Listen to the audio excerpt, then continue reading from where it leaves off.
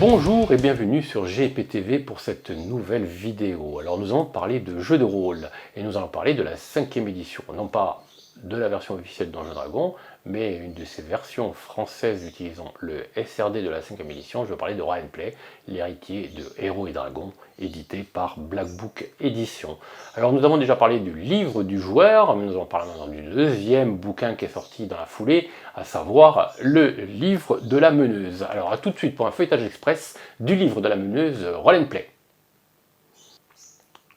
Alors, on se retrouve devant le livre de la meneuse, avec cette meneuse illustrée par Simon Labrousse sous la forme d'une liche qui observe à travers de son palantir perso les personnages et les surveille avec attention. Donc, qu'est-ce qui attend les personnages? On ne le saura pas dans ce bouquin, car ce bouquin c'est plutôt un supplément de contexte et de règles, et aussi un catalogue, comme nous allons pouvoir le voir. Alors, on va commencer de suite. On ne va pas perdre de temps, on va commencer de suite ce feuilletage, je vais le placer au milieu comme j'ai l'habitude de faire. Voilà, donc vous avez la reprise de la couverture, la table des matières, voilà, les crédits, l'introduction. Une meneuse, qu'est-ce que c'est? Alors ils expliquent un petit peu à quoi correspond le rôle de meneuse de jeu, ou meneur de jeu si vous préférez dire comme ça. C'est à la fois une conteuse, un joueur et une arbitre, parce qu'il y a un joueur aussi, parce qu'il faut aussi que le meneur de jeu, et c'est mon cas, s'amuse aussi. Moi je m'amuse souvent au dépend des joueurs, mais bon, c'est une autre histoire. Alors que contient ce livre? Dans la partie à mener une partie, après vous avez une boîte à outils et l'opposition, qui est en quelque sorte le catalogue. Mener une partie, alors vous allez voir qu'on peut voir, parce que je ne vais pas vous faire un détail, je ne vais pas vous laisser lire le livre, hein. Vous allez voir en détail que ce livre est surtout vraiment destiné aux débutants, quoi. Vous avez vraiment un système didactique qui vous explique exactement pour un meneur de jeu débutant qui n'a jamais maîtrisé une partie, comment maîtriser une partie, même si la boîte d'initiation qui est sortie pour Roll & Play est plutôt fait pour ça, mais s'il prend ce livre, vous avez vraiment, il est pris à la main, par la main en fait, oui, il est pris par la main, et on lui explique vraiment comment maîtriser une partie, les conseils élémentaires, le matériel qu'il faut, les accessoires. On sera revenu à l'époque de la boîte rouge, pratiquement, où les joueurs découvraient le jeu de rôle, hein. Franchement, bon, c'est pas mal pensé, parce que beaucoup de personnes qui ont assisté à l'actual play, qui ont suivi l'actual play Roll & Play, n'ont jamais joué en fait, hein. J'avais discuté à l'occasion, quand j'avais été à Cannes, à la retransmission en direct d'une émission de Roll & Play, et c'est vrai que certaines personnes ne jouaient pas, elles étaient là, et donc ça leur permet aussi ici de découvrir, il y a plein d'avertissements, de garder le rythme, le temps, d'écrire la partie, laisser faire, après la partie, plein de conseils que les joueurs aguerris n'ont pas besoin, hein. Vous avez des exemples, comment récompenser les joueurs, le contrat social, vos groupes, vos règles, avec les différents avertissements qui sont à la mode en ce moment, donc vous les suivez ou pas, hein, c'est en fonction de votre groupe, hein, bien sûr. La création du groupe, en quoi cela consiste, comment faire une création. Alors c'est carrément un didacticiel, hein, la coopération. Donc c'est vraiment fait pour les débutants, mais ça ne veut pas dire que les joueurs plus aguerris ne doivent pas se lancer de roleplay, hein, je ne peux pas dire ça du tout. L'aventure, les différents types d'aventures, là vous avez carrément un décryptage du système, quand quelquefois les joueurs et les meneurs de jeu qui débarquent dans l'univers se retrouvent devant des phrases mystérieuses, des mots-clés mystérieux qu'ils n'arrivent pas à déterminer et que les joueurs aguerris se gardent bien de leur expliquer pour entretenir le mystère. Donc vous avez les accroches, vous avez les styles de jeu, les aventures linéaires, les aventures semi-linéaires, les bacs à sable, on vous explique tout ça, comment ça fonctionne, les avertissements, hein. Si vous lancez pas dans un bac à sable, si vous n'avez jamais maîtrisé une partie encore, ou alors, bon, pourquoi pas, mais bon, vous allez souffrir, quoi. Créer son aventure, comment créer une aventure, et là il y a un petit système de création d'aventure, un peu à l'ancienne en fait, où vous lancez des dés 20 et vous construisez carrément un scénario. Vous avez l'accroche, vous lancez un dé 20 par exemple, les PJ sont poursuivis si vous faites 1 par quelque chose, si vous faites 12 sont retenus contre leur gré. Et vous pouvez construire votre petit scénario comme ça, évidemment vous devez le développer, vous devez l'enrichir, mais l'idée est très sympa, et j'ai fait des tirages, un petit suivi de tirage comme ça par des 20, et puis à la fin je suis arrivé à un truc relativement cohérent, et presque on prendrait ces éléments, on les met dans ChatGPT, et ChatGPT vous pond un scénario, hein. Bon. Enfin bon, Ceci est une autre histoire. Synopsis d'aventure, alors vous avez des exemples de synopsis, L'Enfant du Loup, qui est Procom Édition, là vous avez improvisé une rencontre. Alors vous avez plein de conseils, hein, c'est vraiment bien foutu, moi j'aime beaucoup. Franchement, tableau des forces et tout, c'est clair, c'est très très facile à lire, c'est même agréable à lire. Des signes particuliers, si vous aimez les tableaux, vous en avez un, pas de souci, si vous êtes fan de tableaux, vous avez tout ce qu'il faut. Alors, et vous avez plein d'exemples après qui suivent. Comment préparer une campagne, le jeu en campagne, bon vous avez fait votre petit scénario, vous voulez faire une campagne maintenant, Black Book est là pour vous expliquer comment fonctionne la campagne, comment développer une campagne. Évidemment, on est toujours, si vous avez Héros et Dragons, si vous lisez ça, ce n'est qu'un report hein, de Héros et Dragons.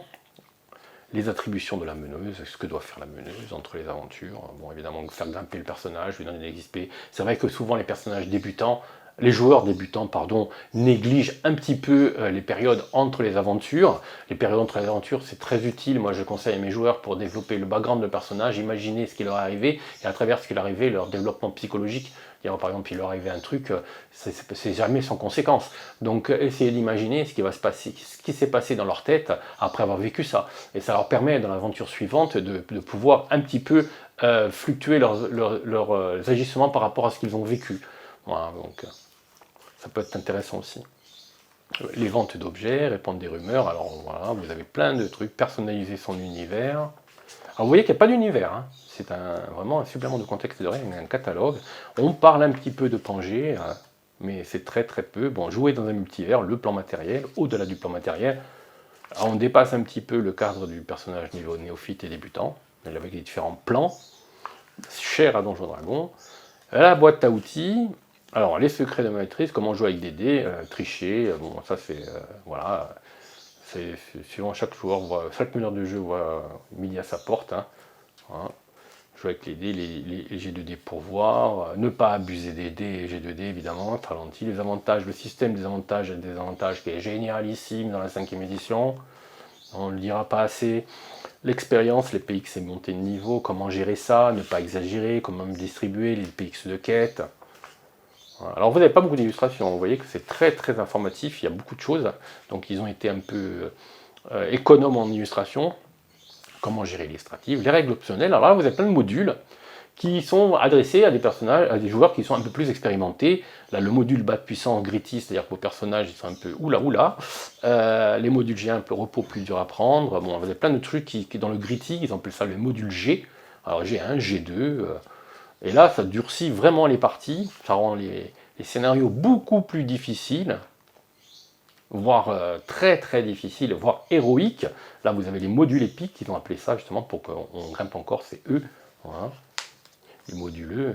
Alors pourquoi pas, vous pouvez piocher, hein, le meneur de jeu peut piocher, avec l'accord des joueurs évidemment, peut piocher les différents modules qu'il souhaite, en fonction de la difficulté qu'il veut ajouter, les modules d'horreur, bon moi ça vraiment franchement, moi je mettrais même tout le temps, mais bon, nous avons des joueurs qui sont beaucoup plus sensibles autour de nos tables, et quand vous jouez avec une table de joueurs que vous ne connaissez pas dans les conventions, etc., peut-être qu'il est peut-être intéressant de voir un petit peu si vous voulez gérer la terreur avec les points de stress, etc., ou pas. Voilà. Les phobies, la folie et santé mentale, en fonction des scénarios que vous voulez entretenir, ce sont des éléments qui sont à prendre en compte, ou pas. Les modules d'investigation, avec la gestion des indices, voilà. Ah oui, il y a plein de modules. Alors là, vraiment, c'est vraiment ça, c'est vraiment une boîte à outils. Vous utilisez les outils que vous souhaitez. Il y en a qui sont plus ou moins intéressants, d'autres... enfin, ça, moi, c'est personnel, donc je ne vais pas vous dire ce que j'aime bien, mais vous avez les investigations avancées, et ça, j'aime bien, parce que nos personnages, nous, on joue plutôt, quand on joue à la 5e, on est plutôt tendance à aller dans l'investigation. Voilà. Les modules divers, voilà, manœuvres improvisées, vous avez plein de trucs qui s'ajoutent, qui compliquent ou pas, enfin qui enrichissent, aurait tendance à dire, comme à l'époque de Advanced Dungeons and Dragons, qui agrémentent votre partie et qui rendent votre partie unique aussi. Hein. Voilà. Les batailles, les différents types de batailles. Alors la gestion des batailles est pas mal foutue, j'aime bien. Le module 10, c'est les réputations. Pour moi, c'est un module, par exemple, qui est indispensable. Voilà, si vous voulez jouer en campagne, pour moi, c'est un module indispensable. La création de rencontres, les créatures et les PNJ. Alors là, c'est les rencontres, les différentes rencontres en fonction des XP du groupe, etc. pour pouvoir garder des systèmes équilibrés. Voilà. Comment créer une créature ou un PNJ. Voilà, tableau des profils techniques selon l'idée. Voilà. Des devis en fonction de la taille. C'est vraiment intéressant car ça vous met, ça vous place dans une situation de confort quand vous créez vos scénarios. Vous pouvez vous rabattre à ce petit process par étapes pour pouvoir à la fin vous dire bon allez ça va, le PNJ que j'ai créé, la créature que j'ai créée est adaptée au personnage des joueurs et ne va pas les mettre devant une situation de combat trop simple, ce qui est pas très amusant, ou trop difficile, qui peut être frustrant et voire dangereux pour les personnages joueurs. Voilà. Ça s'appelle avec la dangerosité l'opposition. Et vous avez le bestiaire. Un long bestiaire avec tout décrit suivant les caractéristiques, je passe parce que c'est vraiment les caractéristiques de la 4e édition. Hein. Donc vous avez toutes les caractéristiques, l'âme en peine, l'araignée de phase. Donc, voilà, il n'y a pas grande différence par rapport à la 5e de base. Hein. Par rapport même à Donjons et Dragons ou Héros et Dragons, hein, bien sûr, puisque c'est Héros et Dragons à non-play. Mais vous avez beaucoup de... C'est un catalogue très intéressant, classé par ordre alphabétique, avec un nombre d'illustrations tout à fait raisonnable. Voilà, vous avez les différents, en fonction, l'idée est ici, hein, l'idée 9. C'est pas classé par idée, c'est classé par ordre alphabétique. Hein. Donc vous avez, il faut vous rabattre pour chercher, c'est peut-être plus simple. Voilà. Les dragons, les types de dragons, idée 2, idée 8, les dryades, lanceurs. Vous voyez qu'il y a un grand nombre de... Les gens du givre, les gens du feu, les gobelins, les gobelours. Alors évidemment, il y a une harmonie visuelle, hein, tout est au niveau du visuel, au niveau de l'ergonomie, au niveau de tout. C'est du super boulot, comme toujours chez Black Book. C'est très pro et agréable à lire. Alors, les polices sont petites, mais c'est tellement bien foutu, c'est tellement bien mis en valeur que ça me pose trop de problème pour lire, malgré mes problèmes de vue. Voilà. Méduse, Manticore.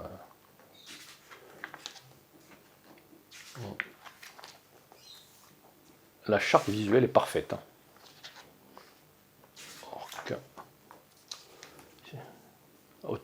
C'est subjectif, hein, si on aime ce style, mais force est de dire que le travail effectué sur cette collection est vraiment super, et vraiment très foutu, très bien foutu.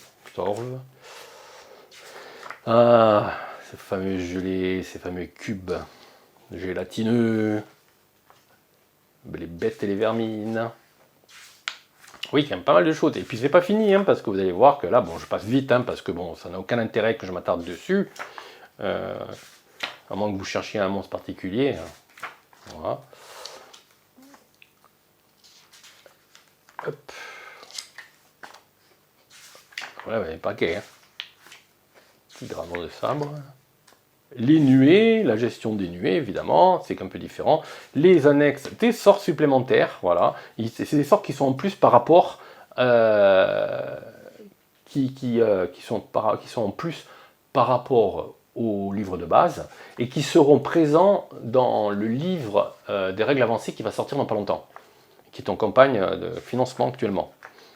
Parce qu'ici, vous savez que Roll & Play, ça s'arrête au niveau 7. Hein. Piège au danger. Alors, beaucoup ont critiqué, oui, un bouquin où ça s'arrête au niveau 7, etc. Bon, la méthode n'est pas nouvelle, hein, depuis TSR, c'était déjà le cas, mais vous voyez que déjà le bouquin est vachement imposant, donc il aurait fallu vraiment que ça soit beaucoup plus gros, etc. Donc c'est compréhensible, ce n'est pas qu'un intérêt mercantile de vendre 2 bouquins. Hein.